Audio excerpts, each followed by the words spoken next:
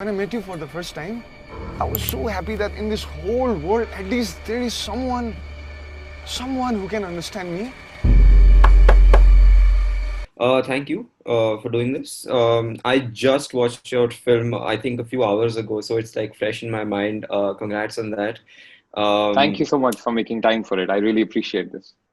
no, I enjoyed it a lot, and I want to ask you the origins basically of the story. Where did it come from, and how did you start writing it? And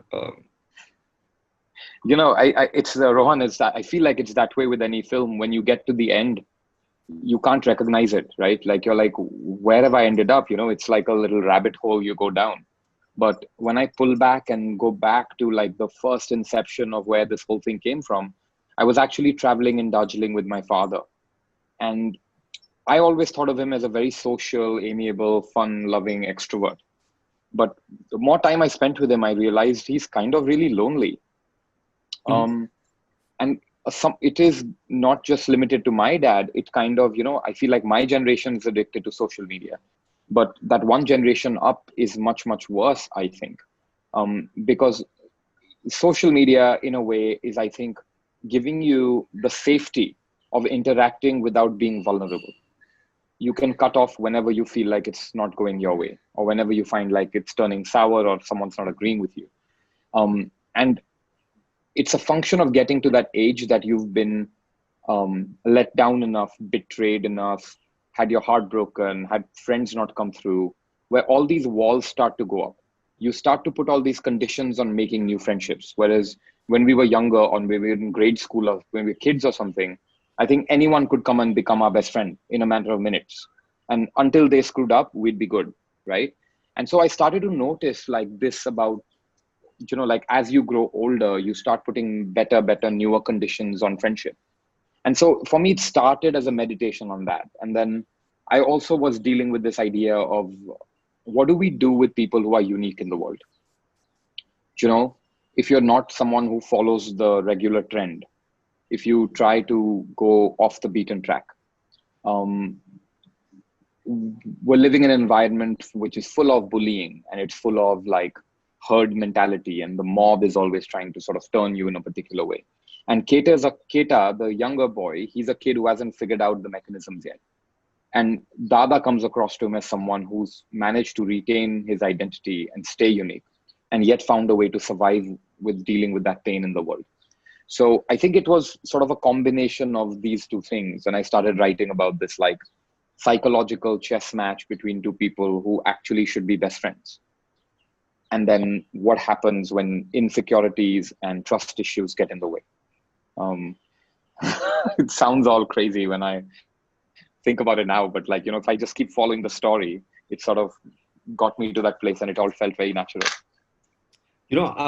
as someone who loves going to the hill stations, and I'm in Delhi, so it's easier for me to Yeah, drive down. I mean, I can't now, but I hope I can soon. I But hope so then, too. yeah, um, it seems as if there are certain cities or maybe certain environments which are more conducive to people loosening up. Uh-huh. We might not be, we might have our guards up in places like Delhi and Mumbai to a certain degree, but then when you escape certain environments, you lose Mm-hmm. those inhibitions. Mm-hmm. Why do you think it is that maybe it's a generational thing or something like that, that we are so suspicious of friendly faces? Like when someone comes to me and he appears to be like a very friendly person, I'm instantly like, what do you want? Yeah. Like, why does that happen? No, I don't. I completely agree with you. Like, I think so much cynicism sets in with age. And Mhm. I feel like for me, one of the things I enjoy the most is like playing with my nephews and nieces and being around children. I think they have such a wonderful, trusting, even pets are that way. They'll happily put their life in your hands, and it teaches you to be really present. And I think it requires effort and mindfulness to remain open. I think if you're on Twitter or if you're on social media, I feel there's always the temptation to be brash. And I feel like it's a wasted opportunity. Like, don't be on social media if you don't want to engage with strangers, you know? And it can take a toll on your mental health, and there are ways in which it's toxic, but it can be wonderful. Like, you feel like you can experience lives that you don't have access to. You can get perspectives you don't have access to. And so I think it's, if you take that perspective, it can be quite enriching. And the same with friendships. I feel like I'm someone who's always been on the road. I grew up in Darjeeling in Siliguri. Then I moved to Dehradun. I was there for 6 years in boarding school. Then I lived in New York. I lived in LA. I spent time in Toronto. I've lived here, there. And part of when you move, like same as now I'm in Bombay, which is a brand new city for me. Part of when you move so often is you have no option but to be open. That's the only way you'll get to make new friends. And it forces you out of your comfort zone. And it forces you to trust strangers. But it also is extremely rewarding, because in a way I feel like I've lived 7 or 8 lives. Each set of friends like gives you an ability to become, it's like you really can't reinvent or reformat yourself in a 20-year friendship.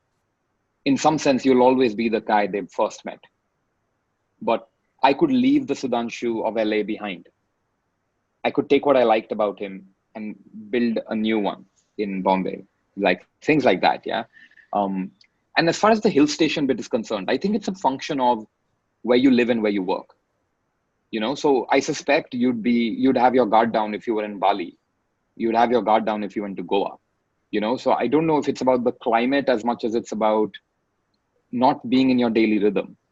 For Keta, this is where he lives. So he is in his daily rhythm. It's not like a holiday.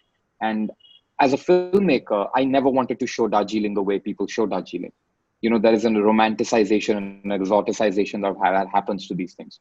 You look at Barfi or you look at Mehuna, I'm like, I don't know what that city is. It's too beautiful. And in a way, it's the outsider's perspective, right? The Darjeeling I wanted to film is a Darjeeling that didn't look at the Kanchenjunga. I never framed any of those shots. I wanted to go inward. And for me, in a way, that was political, because it was like telling a marginalized city or a marginalized community like Keta's that you are not special because of the way you treating them in an ordinary everyday way felt like a radical act. In a typical film, when you cast a Nepali person, you have to justify it. Something about their background has to be unique for them to be cast in that part. And this part could have been played by anyone. But it plays into that subculture and that community in terms of, even political movements like Gorkhaland, or the relationship that a Bengali man has in Bengal with Darjeeling, which is part of Bengal, and yet in a way not Bengal at all. Calcutta and Darjeeling might as well be in different planets, right? So the idea of juxtaposing both of them in one frame, not giving neither access to the other's preferred language, using English as a bridge. All of these things are exciting to me. So for me, it's like, if you're going to make something in Darjeeling and not do that, not deal with that, not play in there, like it's a wasted opportunity. I don't want to go make a Mehuna in Darjeeling, which could have been anywhere. That is you using Darjeeling. Could have been made by anyone. I mean, honestly. Yeah. No, I don't believe that. I mean, I can't do any of the stuff Farah Khan does. Like, the idea of a stunt on an auto rickshaw I mean, that was madness, right? Like, to me, I couldn't even write it, forget about pitch it. She wrote it, pitched it, prevised it, and shot it and made it. And she does it with this conviction where she's like, this will work. And so when I'm in a theater, I don't question it, because I'm just going off on this ride. I can't do that. No way. So, I mean, there is something very Farah Khan about Mehuna. But my problem is, there's nothing Darjeeling about Mehuna. Darjeeling is exploited for its beauty. At no point in that movie does anyone say, stop, we're in Darjeeling. What is going to be unique about the experience of Zahid Khan's character, or Amrita Rao's character, or Shah Rukh's character, by virtue of the fact that they're in Darjeeling? So going to a place but not engaging with the place, to me, that's problematic. Even the extras aren't Nepali in that film, man. Like, you'll have to ship a busload of people from Bombay in order to make that film. Why? Are we that scared of like framing faces? Like, because, we're worried that the actors we've cast are not from there, so they'll all stick out. Wouldn't it have been great if Amrita Rao's character, for example, was a Nepali girl? Like, that would have worked perfectly for the story. And a wonderful opportunity to mainstream that community and put her in a role. romance with Zara. Anyway, now we're talking about Mehuna. We are. Towards the end of the movie, Dada says something along the lines of, average people are making the rules in this world. Is Yeah, that I think is that so. is that the filmmaker in you? Absolutely. But Um, don't you feel that way, Rohan? Don't you feel that you're surrounded by people, whether it's at places of work, places of worship, places of social engagement, places of, you feel like the people in control aren't really the ones you really look up to. Like things that can really be pushed, they don't get pushed. And some of it is a function of the mainstream. By the time, for example, your mom can make an amazing meal for 2 or 3 people. The minute you put 60 people on the guest list, everything gets watered down. And so to a guy like Dada, who's a purist, and I feel like I'm a purist, you always want to aspire to the highest. You can't function, you can't live in this world because for the most part, it's not really dealing with excellence. It's dealing with getting by. It's dealing with the law of averages. It's dealing with mediocrity. The films that make the most money, kind of mediocre, but they cater to the most number of people. I get it. Like, I'm not judgmental of it. I think it takes immense skill to make something that can sustain the interest of that many people. Like, there is a reason why Knock is in a way a niche experience. But I but do you mean, I'm think okay it's with that. it's it's so basically, I mean, is it mediocre people speaking to other mediocre people? Is that what's happening? And does that mean that high art can only be consumed by people who are in a way above average? So that's really interesting because in a weird way, I have immense faith in the audience. I But keep why? We saying, have no I don't know. evidence of that. You're totally right because I think of Sonchiriya, which is one of the best films I've seen. Yeah. And I mean, not enough people even saw it for us to say it failed. A Hmm. certain number of humans have to go see a film to reject a film.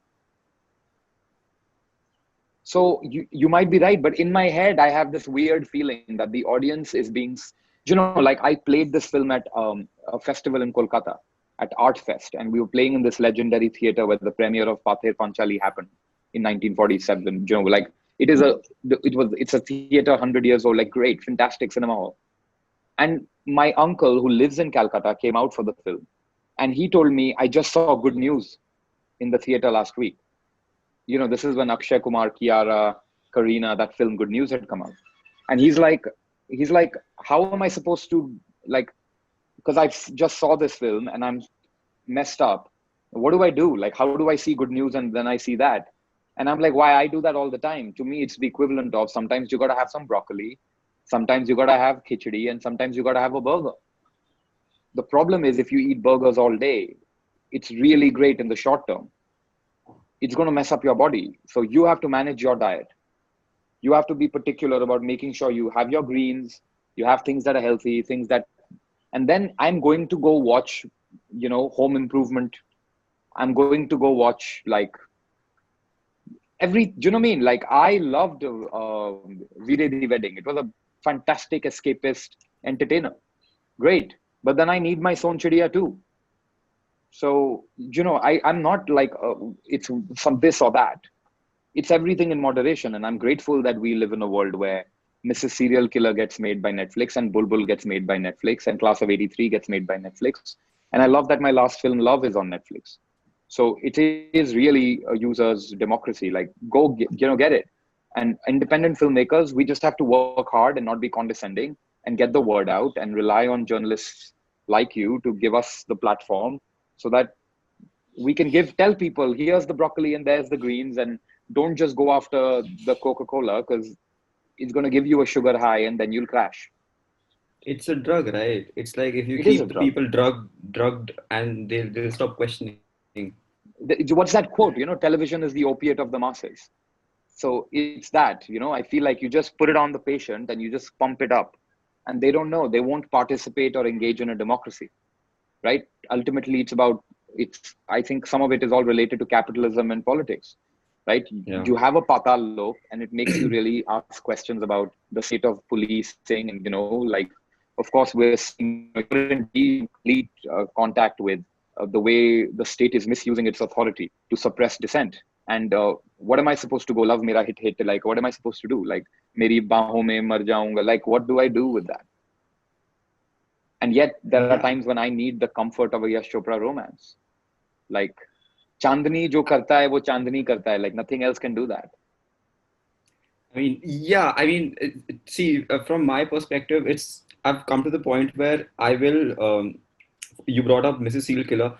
I will never mention Mrs. Serial Killer in my life because I think mentioning it is Sure. fueling it in some way.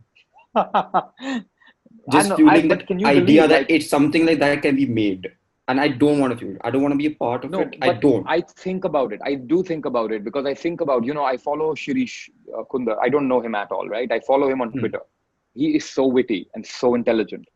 It's clear to me that this man is not like, an accidental artist, right? You look at Ravi K. Chandran and Kiran Diohans, some of the smartest, most brilliant cinematographers working. And you look at the sound designer, Belon Fonseca, who's won, I don't even know how many national awards he's got for his work. And incidentally, Belon did the sound design for Knock. So he took the time out from films that are going to let him purchase his next flat to do a film like Knock, which is a money-losing proposition.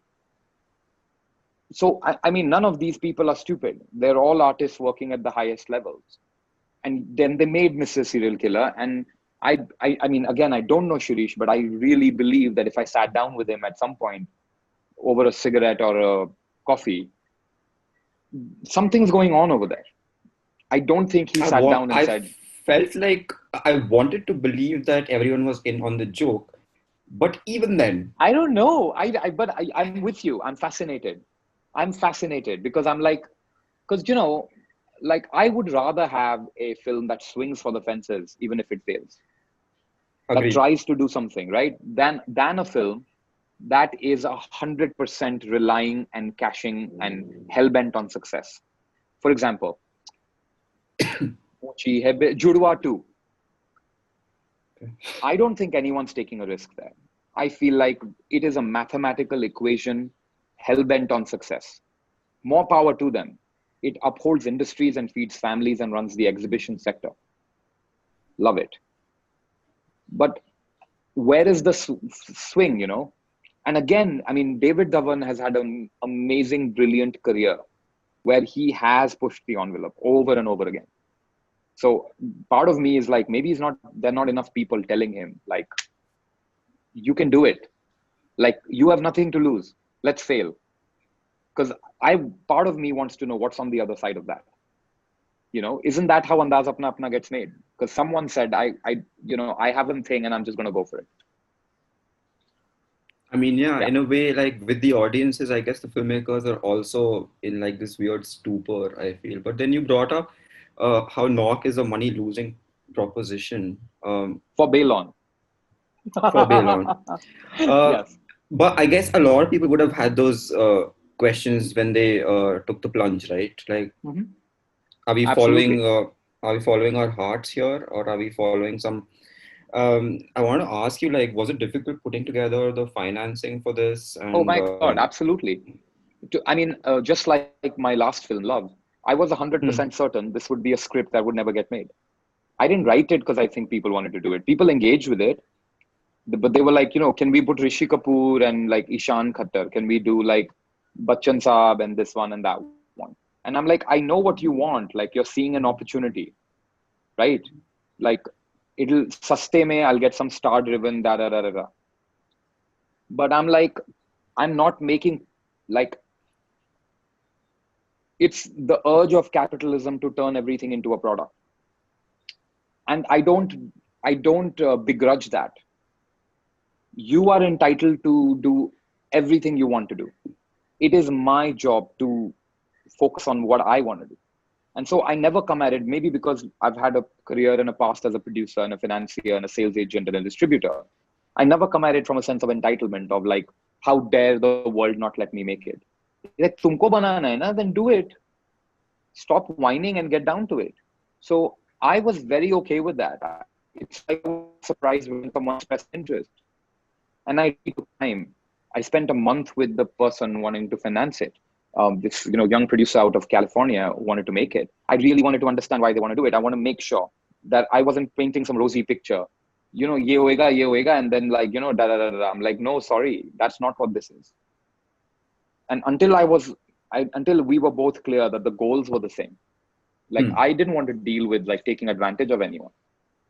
But the benefit of having a conversation like that is then you have a real partner all the way.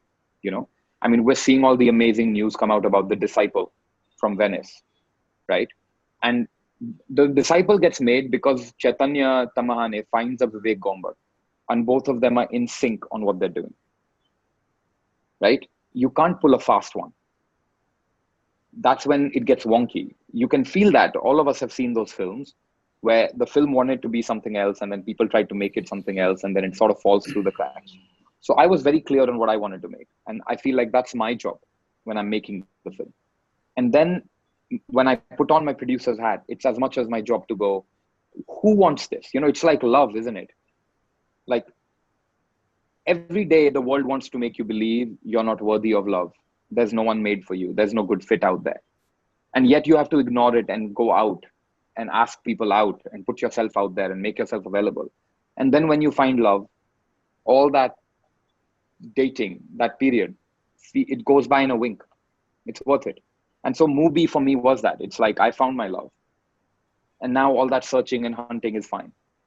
I couldn't have asked for a better marriage. This platform, I look at the filmmakers they curate and the filmmakers they host and nurture. And I feel so privileged to be part of that list. It's the perfect audience for the film. So, and it's given me an excuse to reach out to journalists. Like, I needed an excuse, Rohan, to engage with you. You needed an excuse to be able to engage with the film, to be able to talk about it. So there's alchemy in the universe. So at the end of the day, all works out. Like, I'm extremely optimistic. I think, audiences are also like, everything needn't be made for the most number of people, as long as it's made for the right number of people. So as long as it speaks to the right people, yeah. That's right. I always used to say, even when I made Love, I'd rather be 5 people's favorite film of all time than be a film a lot of people saw or watched or liked. So it's been 3 years since release. I still get DMs and WhatsApps from strangers around the world. So when I was on set of that film, I used to tell them, we will premiere it on Vimeo and release it on YouTube. Because there's no way Censorboard was going to, there was no Netflix then. There was no Mubi when I was doing Knock, standing on that Darjeeling set and pretending like this is all really important. But, the universe meets you halfway, I think. What's next? I'm in the middle of, there's 2 different feature projects that are casting. So we see what goes on, it's like that with all things. What gets made, you never see it coming. And then I'm in the writing stage for a 1-hour drama for Amazon. And I'm very fortunate to have partnered with Nitya Mehra. She's a wonderful filmmaker. She was the showrunner on Made in Heaven. She did Bar Bar Dekho. And we've been friends and looking for something to do. And she called me with this idea, which I loved. And so I'm writing it. We're going to direct it together. And it's just going to be a fun show. I love the programming Amazon's putting out. Patal Lok was brilliant. So I'm excited to see what happens, man.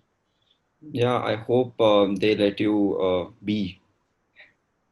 Oh, they're wonderful. They're wonderful. And I don't think everything that's written should get made. So I'm moving forward with cautious optimism. We all seem to be in a mutually loving relationship, and let's see what happens when the scripts get done. And I believe it's a very important, it's a wonderful, wonderful project. And I'm really excited. I hope it gets done. Thank you so much for talking to me. All the best. Thank all the you, best Rohan. with the movie. All the best Thank with you. the future projects. Absolutely. And I hope this is the beginning of a longer relationship, and I cannot wait to engage with you on everything else from here. Now, to me, it's like, part of sort of, I look at the press as an important part of this. And for me, the relationships I made, love, has been exciting to go back to those people and sort of see if I've lived up to their expectations or not. For me, that's an important part of the report card. And this is our first time interacting. So I'm excited to see where this goes and all the different things we're able to talk about from here on. Yeah, I look forward to chatting with you again. Absolutely, Ron. Pleasure.